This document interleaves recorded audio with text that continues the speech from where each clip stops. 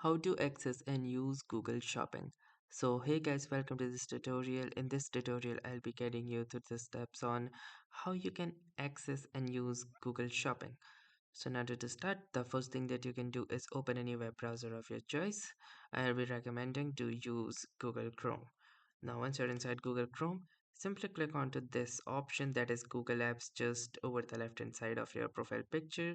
And once you'll do this, you can simply scroll down and see this shopping option. So simply click onto this shopping option and search for that particular thing that you want to buy. So for example, let me search for gaming monitor, and you can see a variety of gaming monitors right here. But now if you're not using Google Chrome, the process is almost identical.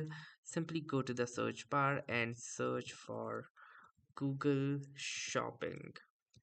And once you are done searching, hit the enter button, and from here click onto this shopping hyperlink, and it will lead you towards the same page.